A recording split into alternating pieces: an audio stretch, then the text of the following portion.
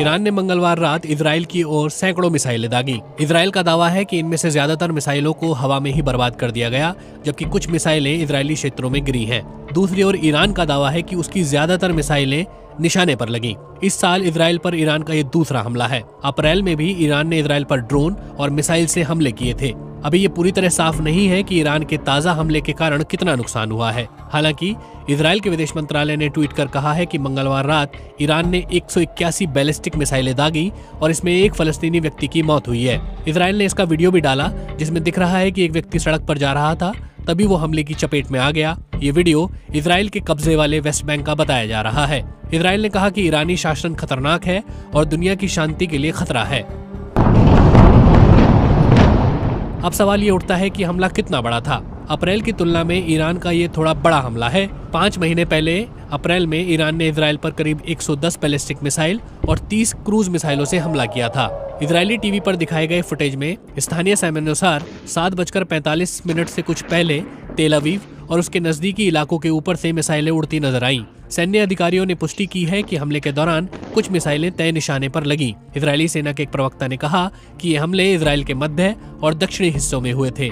वहीं ईरान के Islamic revolutionary guard core का कहना है कि उनकी सेना ने पहली बार हाइपरसोनिक मिसाइलों का इस्तेमाल किया और 90% प्रोजेक्टाइल सटीक निशाने पर लगे। हालांकि इजरायली सेना ने जोर देकर कहा है कि बड़ी संख्या में ईरान की तरफ से दागी जा रही मिसाइलों को नष्ट कर दिया गया। तेल अवीव के ऊपर आसमान में चमकती रोशनी दिख रही थी, जो ये बताती है कि इजरायली डिफेंस ने मिसाइलों को रोका है। यरूशलेम में मौजूद बीबीसी संवाददाताओं ने कहा कि उन्हें कम से कम 2 मिसाइलों के इंटरसेप्ट करने की आवाज सुनाई दी है। वहीं इजराइल के डॉक्टरों ने कहा है कि उन्हें अभी तक किसी के गंभीर रूप से घायल होने की सूचना नहीं मिली। हालांकि छर्रे लगने से 2 लोग मामूली रूप से घायल हो गए। सेना ने भी कुछ ऐसे ही संदेश जारी किए। दूसरी ओर ईरान के IRGC ने कहा है कि ये हमले उसके एक टॉप कमांडर और ईरान समर्थित मिलिशिया गुटों के नेताओं की हत्या के जवाब में किए गए हैं। IRGC के बयान में हिजबुल्लाह के प्रमुख हसन नसरल्लाह और बीते हफ्ते बेरूत में IRGC के कमांडर अब्बास की मौत का जिक्र किया गया है। वहीं जुलाई महीने में तेहरान में हमास के पॉलिटिकल विंग के प्रमुख इस्माइल हनिया की मौत का भी जिक्र है। हालांकि इजराइल ने हनिया की मौत की जिम्मेदारी नहीं ली थी, लेकिन ऐसा मानना है कि इस हत्या के पीछे इजराइल का ही हाथ था। इस बीच ये सवाल भी उठ रहा है कि इजराइल ने ईरान के इतनी सारी मिसाइलें दागने के बावजूद नुकसान को सीमित कैसे रखा। दरअसल इजराइल के पास एक एयर डिफेंस के लिए बड़ा सिस्टम है। इसमें सबसे ज्यादा मशहूर आयरन डोम है। आयरन डोम को हमास और हिजबुल्लाह की तरफ से दागी गई कम दूरी के रॉकेटों को रोकने के लिए तैयार किया गया है।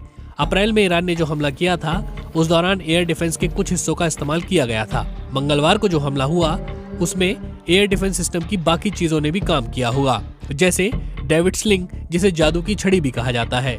ये एक अमेरिकी इजरायली सिस्टम है जिसका इस्तेमाल मध्यम से लंबी दूरी के रॉकेटों को रोकने, साथ ही बैलिस्टिक और क्रूज मिसाइलों को रोकने के लिए किया जाता है। इजराइल ने ईरान को चेताया है कि इस हमले के गंभीर नतीजे भुगतने होंगे। इजरायली प्रधानमंत्री बेन्यामिन नेतन्याहू ने कहा कि ईरान ने बड़ी गलती की है और उसे इसकी कीमत चुकानी होगी। वहीं इजरायली सेना ने भी गंभीर परिणामों की चेतावनी दी है। इजरायली सेना के प्रवक्ता डैनियल हगारी ने कहा है कि ये हमले गंभीर थे और देश हाई अलर्ट पर रहा। और दूसरी ओर ईरान ने धमकी दी है कि अगर इजराइल इसके बाद जवाबी हमले करता है तो ईरान और आक्रामक हमले करेगा।